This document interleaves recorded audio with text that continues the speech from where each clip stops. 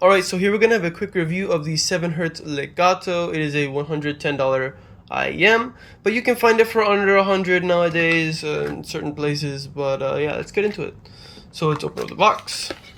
You are greeted with a massive case, just absurd.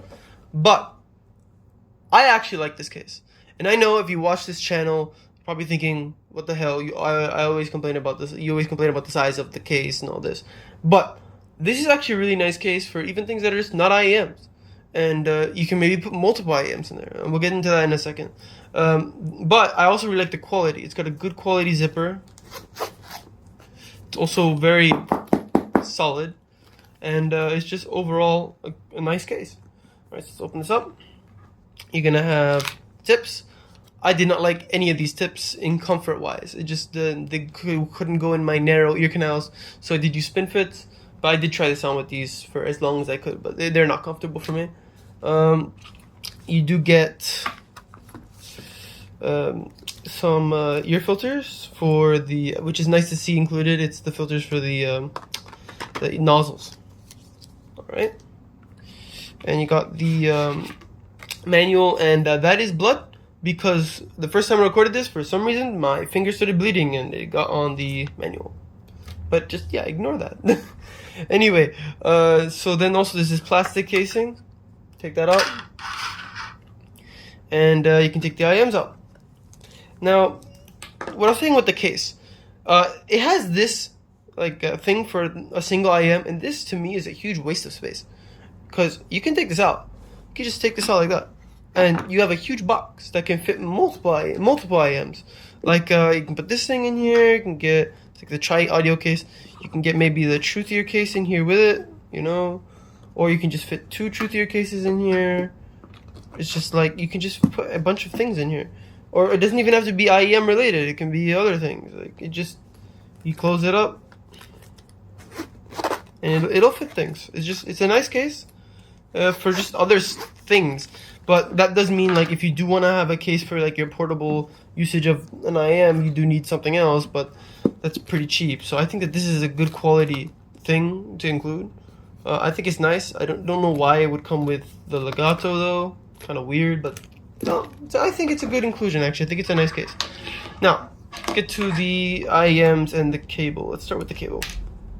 It is standard 2-pin connector, flush, not recessed. Let me see if I can get that. Okay, put the IEMs up to the side. So I'll open up the cable tie. It says Legato on it. Alright, the cable. I don't like this cable really, to be honest. It's a very smooth cable. I like how it doesn't kink up. It's very smooth. No problems with that. What I don't like is the material it's made of. It feels very rubbery, like the coating. If I just the feeling of it rubbing against itself, it just kind of feels like it's sticky almost because of the rubbery feeling it has. So in that sense, I don't really like it. But in sense of like this is just happening naturally. That it's very smooth. Doesn't kink up, which is in that case is nice. And that's like the explanation is nice. But the feeling of like the outer coating reminds me a lot of the tri-audio cables, which I don't like. So yeah. That's how I feel on the cable. But let's get into the actual IEMs themselves and the sound and the build and all that. Comfort-wise, as I said with the tips, I did not like any of these tips, but once I switched to spin fits, comfort was not an issue. So your mileage may vary on that, how your ears accept tips. This does have, as you can see, just a pretty deep insertion, but it wasn't a big deal. And this is vented. I didn't have problems with any like pressure or something like that. Build is all metal, and I think that's really nice. See if I can get it to focus here. It's the filter. Everything is metal. Love to see it. You see this like pattern that's like a weird swirly thing. There's actually little grooves in here. I don't know if you can hear that, but it'll make a zzz noise because it's a bunch of like little grooves to make that like spinny thing. It looks cool, but the problem is that this gets dirty extremely quickly.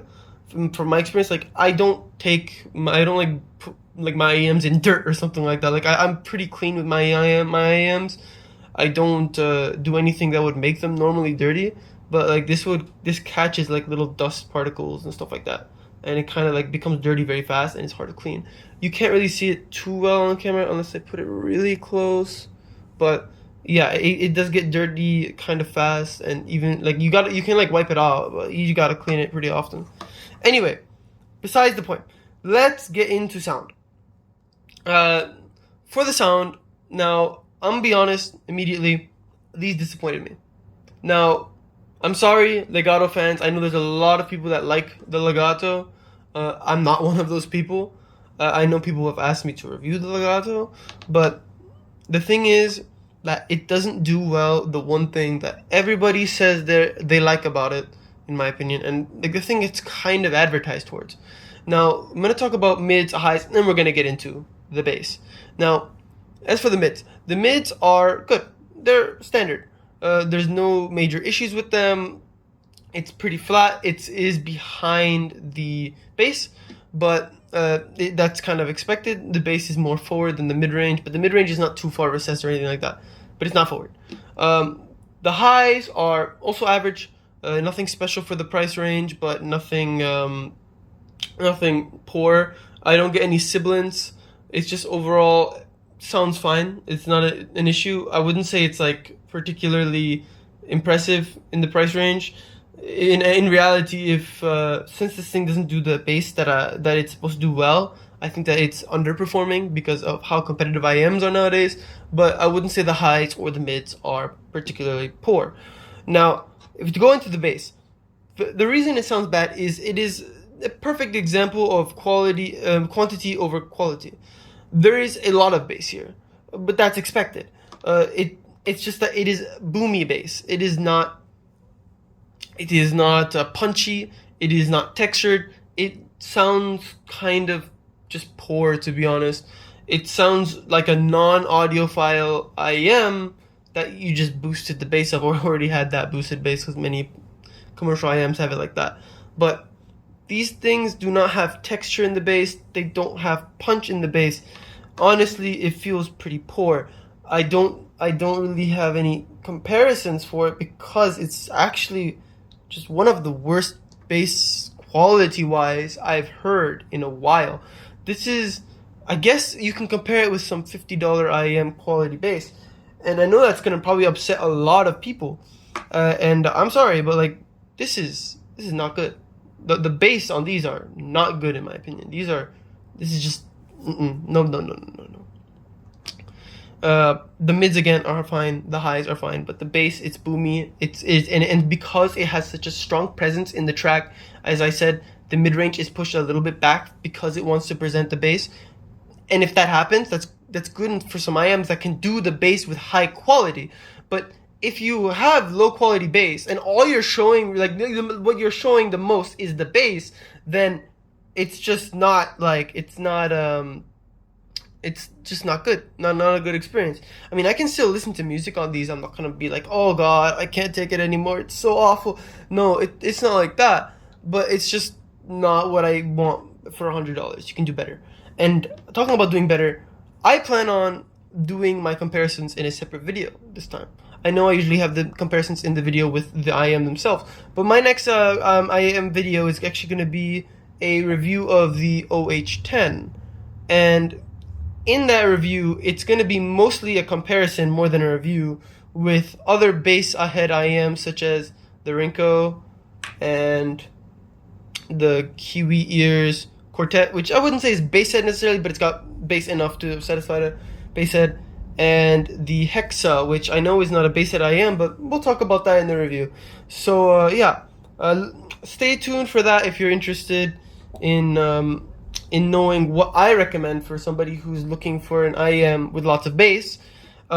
This will be in that review, so in that comparison, you could say.